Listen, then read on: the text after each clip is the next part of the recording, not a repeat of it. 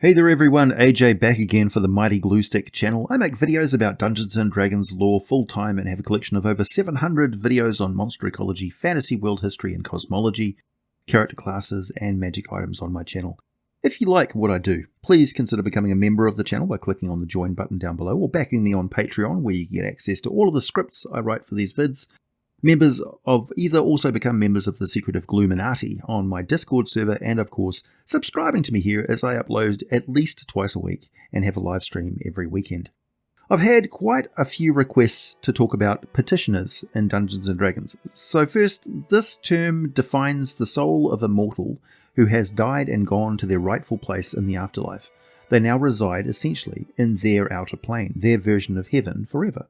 They are called petitioners because they are a faithful spirit who has the potential to merge with a greater power, become one with a god. Thus, they're extremely important to the gods and they are protected by them. They're also like gang pledges, potential recruits. They're on the cusp of becoming naturalized citizens of the outer planes of the D&D cosmos. The most comprehensive and widely accepted lore on petitioners is found in the Planescape setting lore sourcebook called On Hallowed Ground, written by Colin McComb for TSR and published in 1996. So that is exactly what I'm going to be representing to you in this video. Not exactly reading directly from the book because I happen to find the Planescape jargon a bit distracting and frankly a bit dated. So with a bit of updating and paraphrasing, this is what the book says on the subject of petitioners and their role in the multiverse. There is clearly some confusion about petitioners, where they come from, what they look like and act like, how they're attuned to the planes, what they can and can't do, and so on. Well, some aspects remain hidden because beings who live in the outer planes just deal with petitioners existing without much consideration of why they do. People from the prime material plane can be very confused by petitioners who seem much like they are, and the petitioners don't often know what happened to them, they just know where they are and what they most want to do. Petitioners exist in a state of life after death. They are souls who have passed on to the outer planes after being judged, most suited or devoted or fated to pass on to that particular plane of existence. It doesn't matter if they are the soul of a being who is born on the prime material plane or a being who was born out on the outer planes. So a person born in Bitopia, for example, a natural resident of one of the outer planes, being called a planar, may still die and become a petitioner of that or an entirely different outer plane based on the unique and personal aspects of that soul. They incarnate within their assigned outer plane in a new physical form, unless they meet a soul-destroying demise at the hands of a demon or horrific undead, in which case their only hope is to be reanimated as the barest sham of their former selves, otherwise they're gone forever. Now here is another simple fact. In order for a soul to continue to exist outside of a body, in the afterlife, there is a minimum intelligence requirement. A soul unable to believe in itself, a soul without self-awareness and the concept of an afterlife, just fades away for the most part, which means most animals simply don't pass on to the outer planes. That's a general rule. There are many exceptions and it's a source of endless debate, for sure. A good point is that argument of the beastlands, because the plane is full of the soul of animals that many consider petitioners. One theory says that's not really the case, that the animals' spirits only reside in the beastlands for a short while before being reborn again wherever they came from. The animals live out many lives, each time in a different form, constantly evolving towards sapience. When they achieve that, when they learn to operate at a higher level than the instinctual, they reincarnate as a sentient being, and when they die again, they finally become true petitioners. Until then, it's just a constant cycle of death and rebirth, with only the form changing as the spirit within learns and grows. But another theory points out that certain powers of the beastlands let their petitioners reincarnate as well, most notably the Indian pantheon. And if they're considered true petitioners, the argument goes, there's no reason not to extend the same courtesy to animals. A critical fact is, though, that a soul won't become a petitioner unless they believe in an afterlife, or at least have faith, however shaky that is, that there's something after death. A being who firmly denies the possibility of any sort of afterlife, who holds this to be true in the deepest recesses of their heart, finds only oblivion when they pass on. There's hardly a power in the multiverse strong enough to hold together a soul that won't believe in itself. Remember, the outer planes are grounded in belief. A spirit that willfully disbelieves in its own existence is just gone. Most powers wouldn't want to have a soul like that anyway. A soul incapable of that sort of belief contributes nothing to the outer planes, really. When a being dies on the prime material plane, their soul passes through the ethereal and deep ethereal plane and through the fugue plane that forms the border to the astral plane. In the fugue plane, they are essentially assigned to where they are supposed to go to, and are then automatically drawn to the outer planes through one of the many connecting conduits that wind through the astral plane. These are different from the colour pools. As the soul passes through the silvery void, it's stripped of its mortal memories, which end up floating through the astral plane as memory cores. The cores tend to congregate in an area of the astral, slowly withering away until they vanish altogether eventually, though this decay can take millennia. This occurs for the vast majority of souls, but some who served a deity with high devotion and belief may be the exception to some degree, but none go through this journey without some loss of memory, and without the loss of any desire or pressing need to go back to the prime material or their native outer plane.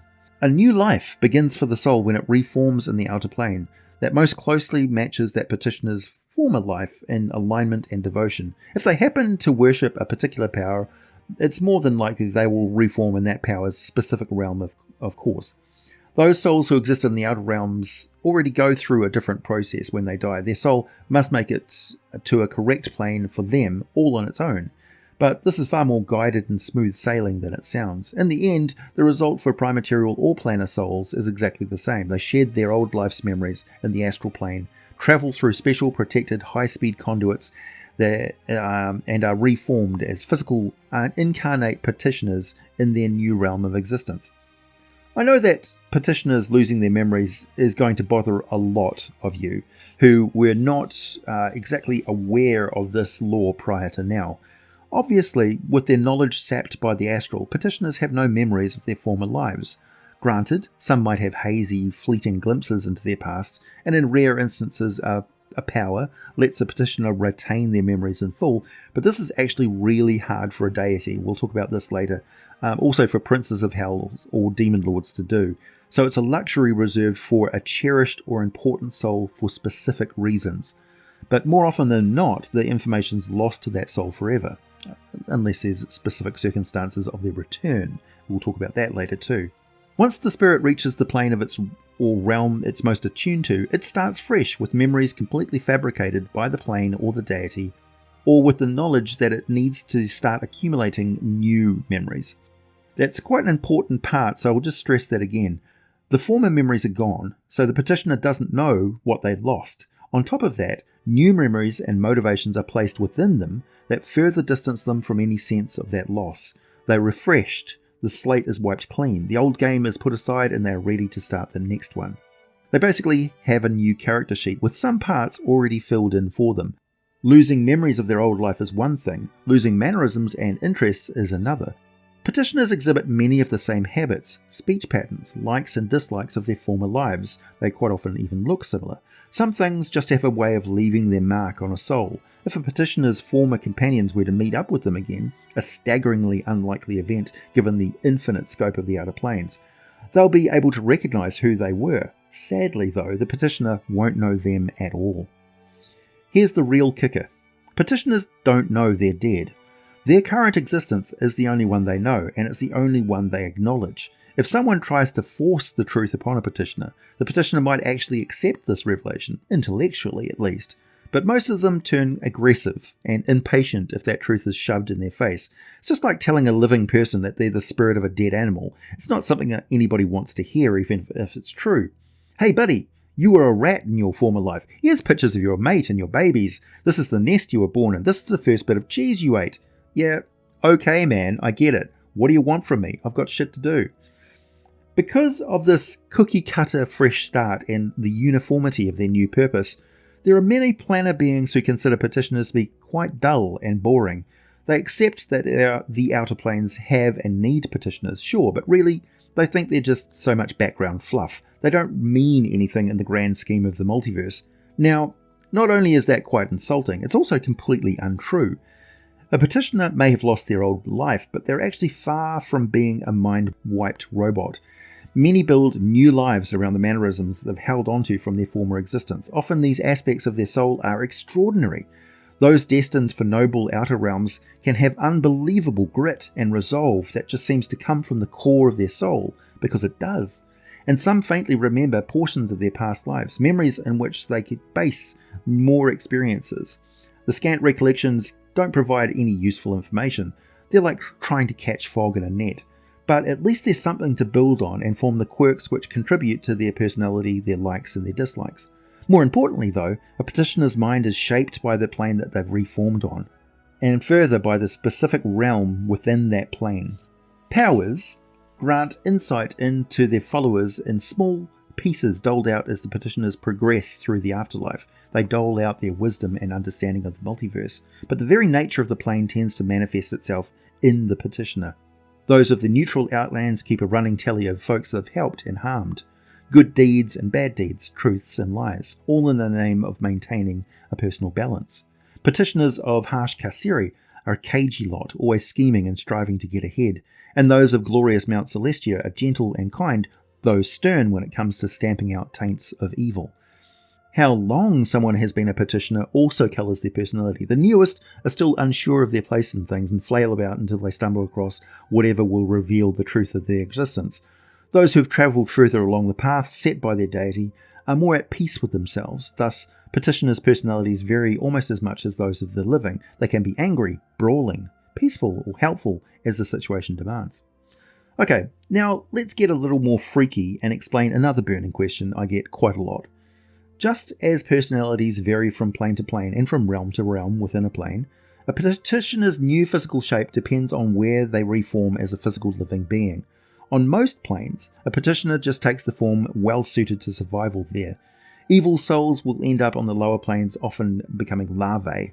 Chaotic souls will go to limbo, reforming as shifting clumps of chaos stuff. It's true, the bulk of the planes seem to produce humanoids, but even that depends on factors like a soul's former life. A human from the prime material plane who goes to Isgard will likely reform as a human, and a dwarf as a dwarf. Of course, a human who worshipped a dwarven god like Moradin will go to the realm of that god. They'll appear in the form chosen by Moradin, which is pretty much always going to be that of a hearty dwarf. Truth is, powers can force their petitioners into any shape desired. Yunogu is going to favour gnolls, for instance. Lolth will favour drow, and so on. Stranger still, souls that wend their way towards certain planes might become petitioners that eventually evolve into other living planar creatures. The Tanari are a perfect example of this.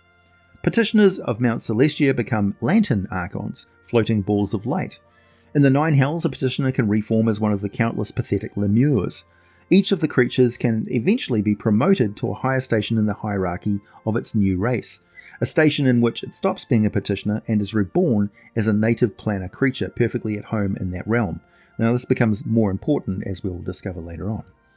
The basic goal of any petitioner is to become the ideal of their devotion. In other words, a soul that reforms on a plane but not in a particular god's realm seeks only to merge with that plane, to become the ultimate representative of that plane's alignment.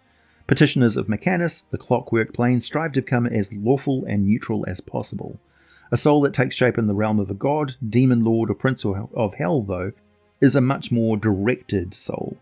Petitioners of realms don't want merely to merge with that plane, they want to achieve union with their god. Either way, all petitioners have the spark to improve themselves, to develop their devotion to the point where they simply become one with their plane or power.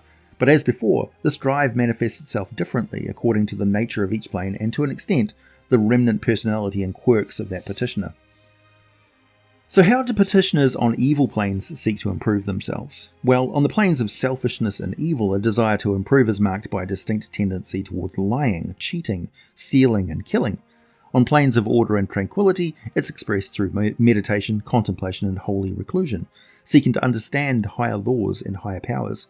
And on yet others, the drive propels petitioners to seek truth in hard work, to strain and struggle their way through an understanding of the cosmos and their role in it. Whatever path leads to oneness, a petitioner won't be denied from walking it. They always have the strong desire to change, to become something more. Maybe they're searching for the promise of peace, or maybe they want to become the most powerful being in the multiverse, a demon lord or prince of hell, or one of the gods. Whatever the drive, it's the core of the petitioner's soul, and there's no changing it except by divine decree. Eventually, it's hoped the petitioner reaches the end of the road, discovers the answers that eluded them in life, and merges with their plane of existence or its resident god, demon lord, or prince of hell. If they are never able to do that, there are some who believe that the soul of the petitioner eventually fades away, with only the barest essence of their devotion merging with that plane of existence, fueling the realm's heart, or the god's might, the demon lord's power, or the prince of hell's influence. The most important thing to remember about a petitioner, though, is this. They are always looking for a way to join with their plane or power. It doesn't matter what else they're doing. Their goal always lurks in the corner of their brain, and they tend to bend all their efforts towards achieving it. Anyone who deals with a petitioner had better keep that in mind when judging the petitioner's motivations. What's more, that single-mindedness is pretty much the only way to tell a petitioner from another native planar being.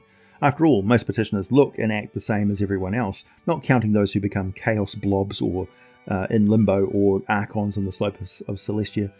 But engage one in a few minutes of conversation, and every word of their mouth will tend to lead back to the perfection of the plane of existence or their god or whatever. It's just plain boring to listen to a petitioner go on and on about it. It's also mighty annoying to see those distracted looks play across their face, as if they've got much more important things to do than stand around and chat with you all day, which of course they do. So why do the planes draw like-minded souls to them? Why do the great and grand powers care if measly petitioners merge with them or not? Well, it all comes back to the fact that the outer planes run on belief. Petitioners who achieve union with their plane add their devotion to its makeup and reinforce the basic nature of the land, the story, the belief, the fables, the legends, the religion, the doctrine. More importantly, the powers literally feed on the belief of their worshippers. The greater the number and the stronger the faith, the mightier the god becomes. And a power who receives petitioners receives distilled belief. That's the accepted law anyway, and that's why deities and demon lords and princes of hell take a very dim view on those who would try to harm or steal away their petitioners. Not all petitioners are created or start off equal. It boils down to how devout and fervent a follower of a god, creed, or ideal that person was in their former life. It just so happens that those qualities that form their faith or moral direction, and where those things flowed from, are the same qualities that a soul tends to retain as they reform into a petitioner. So the most faithful also tend to be the petitioners who retain more of their mortal personalities. These were the truly devoted priests and exemplars of alignment, and they just seem to instinctually know what they're supposed to do when they start their new life as a petitioner, progressing the fastest along the path to union with their plane and its powers. Close behind them are the souls which, in life, sought after their truth. They knew there was a path they were supposed to be on, a place for them, but they perhaps didn't have access to scriptures or doctrine, and they had to forge their own way. But the important thing, above any all mistakes they made along the way, is that they always tried to walk that path, even when they didn't know where it was destined to lead them. Then there are those souls who arrive as petitioners. However, the people they were in life thought they already knew all the answers. Perhaps their faith was more lip service than heartfelt, and now, as petitioners, they'll tend to struggle with admitting they might be wrong. That they do better when they are truly open to accepting things the way they are and not how they think they should be. Still, they're actually eager to devote themselves to their god, demon lord, or prince of hell, so they do better than those who didn't really believe in anything. The faithless, contrary to some opinions, do still arrive in the outer planes as petitioners. They might not have been devout followers of any gods in particular, but they did have an alignment. They followed their own personal moral and ethical code, and since it matches up closest to a particular plane in power, that's where they now find themselves. So for them, gaining unity and complete comfort in their new existence is going to take much longer. Some can actually manage to offend the residents of the plane with their ignorance, but the faithless do tend to watch what the other petitioners do and manage to figure it out after a while. So it's an extremely rare thing for a petitioner to just be thrown out of a planar realm by a god, or consumed by a demon lord, or simply used as a commodity by a prince of hell. Most petitioners are unremarkable compared to your average adventurer. They tend to progress in a spiritual sense rather than becoming physically more powerful, but it really depends on which plane of existence they're on. When the gods know their petitioners are travelling out of their plane of existence, they tend to beef up the skills and toughness of the petitioners quite a bit, to protect a very valuable resource for themselves and their plane. It would be a mistake to underestimate the capabilities of petitioners. Their main motivation is to merge with the plane and the power who resides there, so they have a limited authority to act on and enforce that power's will. In essence, if an adventurer messes with a petitioner, and that petitioner kicks up a stink about it, things are going to spiral out of control and into very dangerous territory for that adventurer very fast and very hard. Planar beings native to their plane the petitioners are associated with will be keeping a watchful eye on any outsiders, particularly the unpredictable and ignorant natives of the primaterial plane who are simply interacting with petitioners. Even in the Nine Hells, the devils may torment the lemures, but they will still come down like a ton of bricks on any upstart mortal interloper who thinks they have the right to do the same. In Celestia, gaining the attention of a high-ranking Archon is not going to go very well for adventurers. The Celestials have quite a low tolerance for player character shenanigans. In the heroic planes of Ysgard and Arcadia, the petitioners most likely don't need any planar assistance. They can tend to be quite exceptional specimens, quite capable of beating the shit out of a player character anyway. Now, I mentioned before that some pantheons have no problem with reincarnation, and they will let their petitioners return to the primaterial plane of living beings again. But truth to tell, most gods are certainly not cool with releasing their worshippers back into the mortal world. After all, the reincarnated petitioners may make the wrong choices next time around and wind up under some other deity's care or some other outer plane, so they lose that resource. For some folks, reincarnation, resurrection, and other spells that deal with the dead and undead are a sticky problem. What happens when a petitioner whose body is the recipient, willing or otherwise, of magic cast to bring the dead back to life? What does this actually mean in the afterlife? In game terms, it works like this. If you want this to be a thing that can happen, then it happens. Petitioners' souls are reeled back to the primaterial plane through the astral, where they're pulled through the discarded memory cores they lost when they died. Souls have a natural affinity for their own memories, of course, but consider for a moment the absolute chaos if they pick up the wrong person's memory core. What a disaster. And here's the secret of the Speak with Dead spell. It's not actually contacting the soul of a petitioner. It's interacting with the discarded memory core within the astral plane instead. A petitioner is not even aware that the Speak of Dead spell is going on or targeting them, since it just hones into the memory core and interacts with that. If a petitioner does return to the mortal world, they wake up with little or no memory of what happened to them while they were dead. Planars brought back to life might pass through the astral on their way back to the outer plane, or they might not. Either way, the memory core still finds them. In some cases, they will wake up not remembering anything at all for a little while before the memories of their old life catch up and return to them in a flood of recollection. Even souls that have been petitioners for hundreds of years can still be pulled back to their resurrected bodies.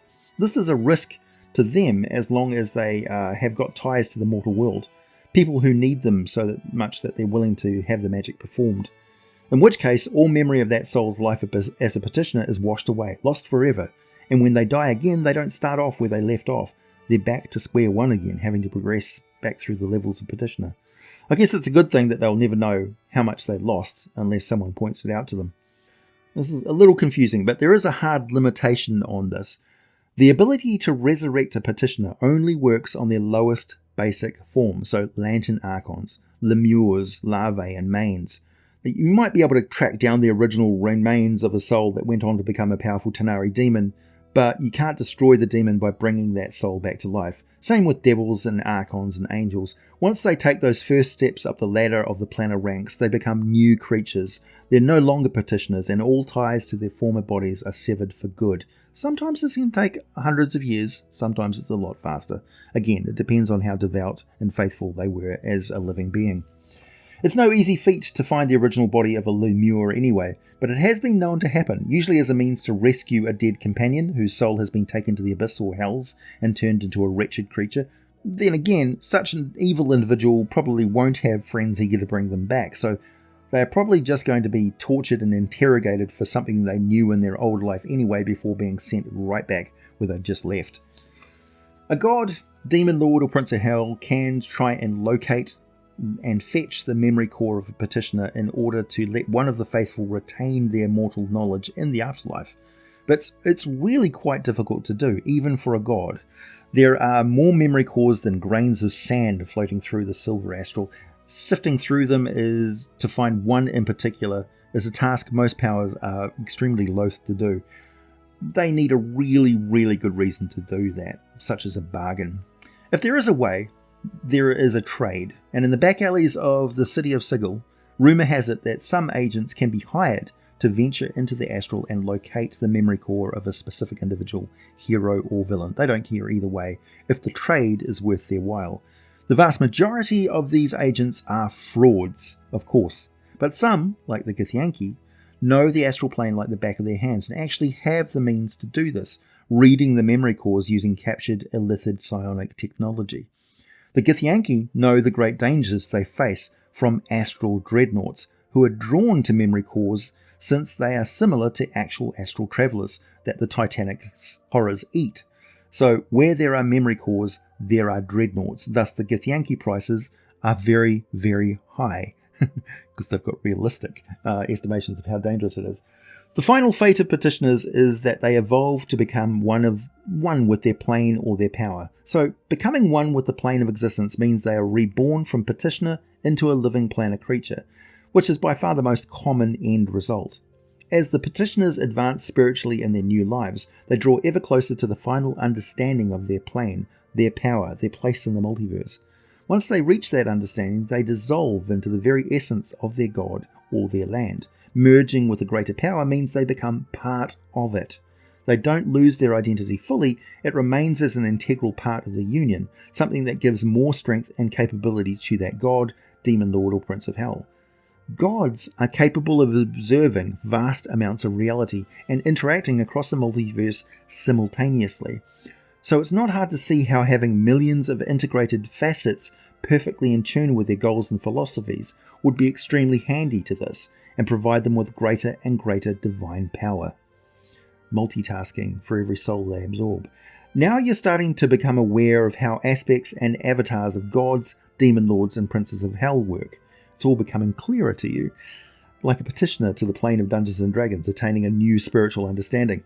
You can also see how a battle between greater powers would be a spectacular conflict, and the actual fragmentation of a god would certainly be a sight to behold. Kind of like when Walter Peck shut down the Ghostbusters laser confinement system, resulting in a massive explosion of supernatural activity. You probably want to observe such an event from some sort of extremely secure vantage point. It also explains why the act of destroying another god, demon lord or prince of hell can often be severely damaging to the enemy who manages to pull it off, as they face an explosion of a massive army of souls that are very, very angry with them.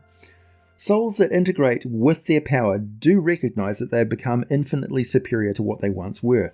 They are part of the driving force behind that god's mind. They feel like they are complete, fully evolved at the apex of their existence. There are many who believe that the gods are actually just collectives of souls who have learned to think in exactly the same way, or in other words, have grown from a soul who has learned how to make others think exactly like they do. Petitioners who merge with the plane of existence, though, go through a similar but much grander process. Nobody really knows what happens for sure, but it's believed that the petitioner's soul enriches the plane and expands it, creating new landscapes and new legendary aspects to it. They become part of the very tapestry of myth and legend and belief. But for most petitioners, their evolution is to become living planar forms, so they become the Tanari, the Bar Tizu, the Archons. As soon as they have promoted to a higher station, they cease being petitioners and become full members of the new race, unable to be reincarnated back to life. They start to abide by the rules of that race instead of the rules of petitioners. If they're killed while away from the plane, they're not lost forever. Instead, they reform back at home, some in the same form, some at the lowest rung of the hierarchy. We know that it's possible for a soul to climb the hierarchy as high as godhood. In the Abyss, for example, even the weakest fiend can eventually reach the top of its race by intimidating its fellows, believing it's more powerful and deserving. And such mighty Tanari can sometimes make the leap from ordinary fiend to abyssal lord, and from there to authentic deity. Petitioners are not actually immortal. They can be killed. If they are away from their assigned plane, this is destruction. The soul is gone, lost forever, unless someone is standing by and manages to capture that soul at the moment of physical death and then return it to the outer plane again, where they reform as a petitioner once more, once again back to square one. Most of the time, though, petitioners they just won't leave the outer plane of their own accord, or if asked to by their god, they will be heavily bolstered and protected by that god's forces. The exception would be demons, who send in waves of mains, but devils don't send lemures out of the 9 hells typically, you may notice. A petitioner killed within the borders of that god's realm is either prematurely absorbed by the deity or simply remade, depending on the god's wishes. Some powers won't take a spirit that's not ready, while others don't want to expend the energy to bring a petitioner back to life. How important it is to the god to have a fully prepared petitioner is the question. Well, if there were any benefits to merging with the faithful ahead of time, it's a bet that the powers would urge their petitioners to find ways to die, but they don't. Not even the powers of death. So there's a good guess. It's better for a god to take a soul who's learned the ways of the multiverse and is ready to join or merge than one killed before its time. I mean, if you're integrating a soul into your collective to think exactly the way you do and multitask in your name as you, then you want that to be the best aspect it can be. Finally, a petitioner who meets the end in an unnatural way, such as being taken by an undead or spirit-sucking fiends, is also lost to their power. It might be a different story if that monster happens to be under control of that deity. If the power moves quickly, they can force the beast to release the stolen spirit. The process is akin to a god shoving its finger down the monster's throat and making it vomit the soul back up. Sadly, the captured soul is tainted by their absorption into the wicked creature, and only the most evil of powers relish their taste afterward. For good powers, the fate of tainted petitioners could be that they can never actually merge with their god, and the best they can achieve is to be reborn as planar creatures, which is not so bad. Petitioners who are killed outside of their plane dissolve away and don't leave behind a body, while those in the home planes quite often do. Thus, the battlefields of Isgard and Archeron are littered with corpses. But most planes aren't as grounded in the physical as are the war-torn sites, such as Celestia, where the Lantern Archons leave behind no physical remains. So it's understandable that you are extremely unlikely to encounter a petitioner outside of their outer plane, and why the eternal death of a petitioner is always a sad event. To see a life force snuffed completely from existence, with no hope of return, ever, removes all hope of redemption and removes a part of the multiverse itself. Please hit the like button if you made it this far, subscribe if you like what I do, check out my Patreon for some exclusive content and all the full scripts for these videos, buy some merchandise, wear your geek with pride, and as always, thanks for listening, and I'll be back with more for you very soon. And I'm looking forward to any questions that you have on this rather complicated topic in the comment section down below.